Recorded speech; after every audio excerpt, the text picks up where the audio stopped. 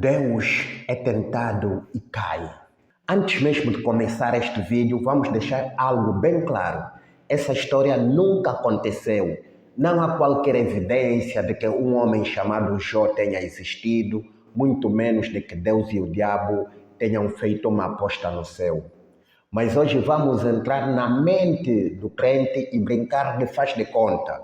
Vamos fazer de conta de que a história de Jó é real. Prepare-se para o dia em que Deus caiu na tentação do diabo e ficou possuído. Este canal é um antídoto para os males que as religiões podem causar ao ser humano. Nosso objetivo neste canal é libertar você dos grilhões, das correntes, das prisões que é a religião e te mostrar a verdade que está além da Bíblia. É libertar você do Deus, do diabo e do inferno que o homem inventou para atormentar você, para controlar você, sua mente e suas finanças. Imagina o cenário. Deus está no céu, rodeado pelos seus anjos ou pelos seus filhos, conforme o relato. E quem aparece entre eles? Ninguém mais, ninguém menos do que o próprio Satanás. Satanás em peso apareceu. Agora você vai me perguntar, como assim? Como é que Satanás vai aparecer no céu entre os filhos de Deus? Se Miguel e seus anjos já expulsaram Satanás, e se até o próprio Jesus disse que viu Satanás cair do céu como um raio. Não. Assim não vai dar para contar a história. Alguma vez, quando te contaram a história do Chapeuzinho Vermelho, você perguntou como é que um lobo está a falar se lobo não fala? Alguma vez você fez essa pergunta? Não, né?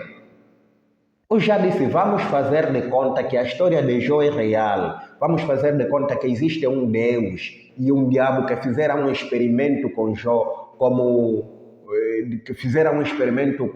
se Jó fosse um rato de laboratório.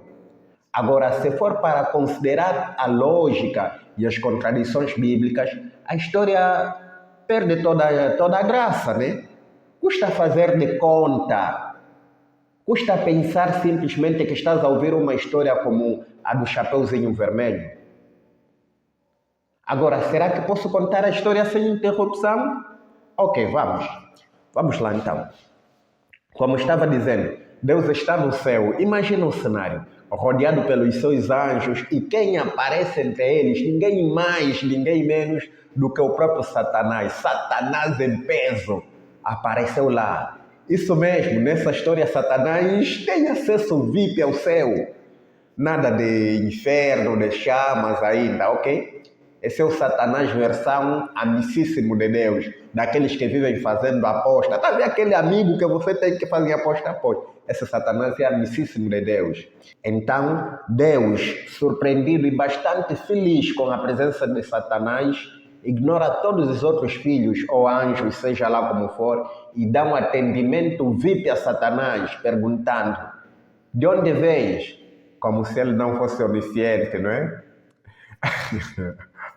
E Satanás responde calma e confortavelmente, de rodear a terra e passear por ela, sentindo-se à vontade. Estou na casa do meu grande amigo, estou na casa do meu Camba, como se diz aqui em Angola. Camba é grande amigo. Então Deus, o Ser Supremo, onisciente e imutável, é atacado pelo transtorno de personalidade narcisista, pela simples presença de Satanás e para inflar o seu ego, na ânsia de mostrar sua superioridade em relação a Satanás, vangloria-se dizendo, gaba-se dizendo: visto o meu servo Jó, homem íntegro, justo e temente a mim.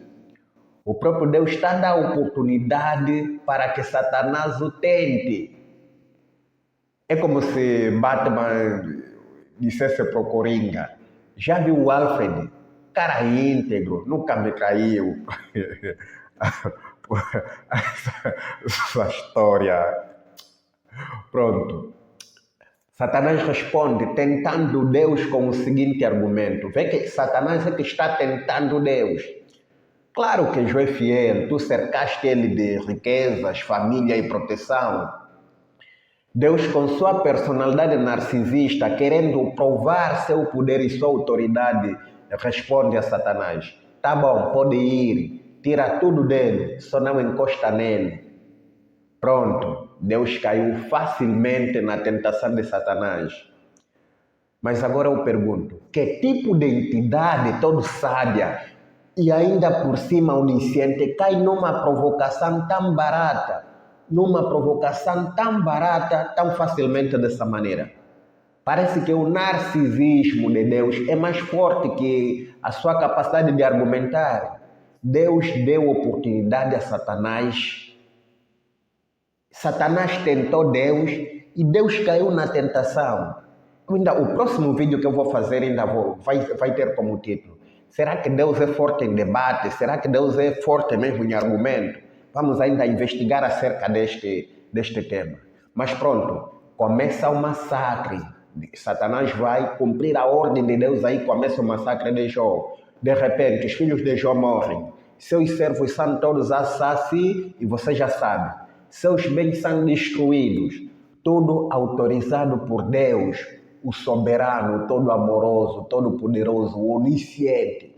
E veja bem, não foi Satanás que invadiu à força, foi Deus que sugeriu e deu permissão, como quem diz, vá lá, quero ver no que dá. No fim da primeira rodada de tragédia, Satanás volta ao céu, novamente como amigo, entrada VIP, e Deus orgulhoso diz, viu, Jó continua fiel. Depois de toda essa tragédia, o próprio Deus nem se arrependeu. Ele viu, Jó continua fiel. Quer dizer, Deus acaba de arruinar a vida de um cara justo, e acha que é motivo de orgulho. Para mim, Deus estava possuído do demônio de narcisismo, que para nós que vivemos no mundo real, Deus tinha uma doença psicológica gravíssima, chamada transtorno de personalidade narcisista. Mas agora, avançando ainda pela história, Satanás avança mais com uma tentação e diz, aí é? Você acha que ele ainda continua fiel? Toque na carne dele e verás, ele te desprezará. E se você acha que dessa vez Deus não caiu na tentação, estás enganado. Deus caiu novamente e diz, eis que ele está a teu dispor, mas poupa-lhe a vida. Em pouco tempo, Jó está coberto de úlceras, feridas que dão nojo.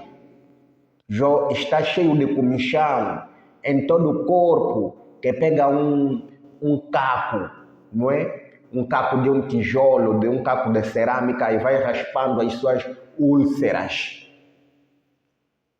Agora você pergunta, nessa história, quem está agindo como o diabo, conforme se tem contado, conforme o pensamento que a maioria tem de diabo? Quem está agindo como o diabo? Deus ou o diabo? Vamos recapitular a história. Quem teve a ideia de testar Jó? Deus. Quem deu permissão para Satanás agir? Deus. Quem disse que tudo bem matar os filhos, os servos, os animais, para testar a fé de um homem? Deus. Porque nessa história o diabo só sugeriu, foi Deus que arquitetou todo o plano, foi Deus que deu toda essa ideia. Será que o ser perfeito, imutável e acima de tudo onisciente precisa de um experimento empírico para confirmar a fidelidade de um servo? Jó chora, lamenta, reclama. Jó amaldiçoa o dia do seu nascimento. Ora a Deus pedindo resposta do seu sofrimento. Os amigos tentam convencê-lo de que ele pecou, mas ele insiste, sou inocente. E qual é a resposta divina? Silêncio. Ou pior, arrogância. E no fim Deus aparece num redemoinho, mas não para consolar Jó, nem para pedir perdão, mas para dar um sermão arrogante, para humilhar Jó. Quando Deus finalmente aparece, ele não explica nada, nem diz que era apenas um jogo para ver a tua fé. Só joga perguntas do tipo, onde estavas tu? quando eu criei os céus e a terra? Quem é você na Rua dos Cães? Em outras palavras, eu sou Deus. Eu faço tudo o que eu quiser e tu cala a boca, porque eu sou Deus e tu és nada. Conforme ele diz no outro livro que os homens são como gafanhotos. Eu só não sei porque que Deus da Bíblia se vangloria tanto, tem tanto narcisismo, tanta psicopatia em castigar os gafanhotos. Eu sou humano e não sinto necessidade de castigar gafanhoto. Ainda hoje apanhei um gafanhoto, num momento coloquei ele na minha roupa, foi andando, nenhuma perna tirei nele, depois deixei ele voando e foi aí feliz. Não sinto prazer em castigar um gafanhoto. Por que Deus, que vê os humanos como gafanhotos, conforme diz noutros livros, sente tanto prazer em castigar estes gafanhotos? Isso te parece justiça? Ou parece autoritarismo disfarçado de santidade? Isso é sabedoria ou vaidade ferida? E o final feliz, como Jó foi recompensado. Deus dá a Jó tudo em dobro, filhos novos, gado novo, riqueza nova. Mas será que esse Deus é um robô? Ele não sabe nada sobre sua criatura. Ele acha que filhos mortos são substituíveis. Será que ele apagou a memória de Jó ou levou Jó a um psicólogo para ajudar os transtornos, os traumas causados pelas tragédias e principalmente pela morte dos seus filhos? Imagina dizer isso para uma mãe que acaba de perder os filhos adultos numa tragédia. Calma, Deus vai te dar outros filhos. Isso é amor ou sarcasmo cômico? E você ainda acredita que haja um ser tão maligno quanto esse Deus da Bíblia? Acredito que Adolf Hitler, Mussolini, o rei Leopoldo, acredito, da Bélgica, e tantos outros ditadores não são tão malévolos quanto a esse Deus da Bíblia. Essa história, se fosse real, seria uma tragédia absurda, mas como é mito, ela revela mais sobre quem a inventou do que sobre qualquer divindade.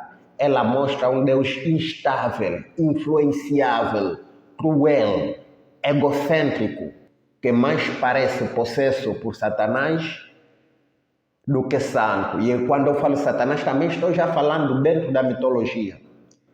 É esse o modelo de divindade que querem que adoremos? Um Deus que brinca de marionete com a vida de um justo só para vencer uma discussão com um espírito do mal, que por sinal é seu arqui-inimigo, sua criatura inferior a ele? Vamos ser sinceros e vamos ser racional. Se Deus realmente caiu na tentação do diabo, então quem é o verdadeiro Deus dessa história? Se essa análise te fez repensar a história de Jó, então não te esqueça de deixar o teu like, comentar aqui embaixo e compartilhar este vídeo com quem ainda acha que Deus é um ser real e amoroso e que ele existe realmente. A verdade é que não é possível que exista um ser tão malévolo assim. Inscreva-te no canal porque aqui a gente questiona, ironiza e expõe todas as mitologias. Porque a fé cega precisa de luz e nada ilumina mais do que uma boa dose de razão. Nos vemos no próximo vídeo e lembre-se, os homens criaram os deuses de acordo com a sua imagem e semelhança e não o contrário.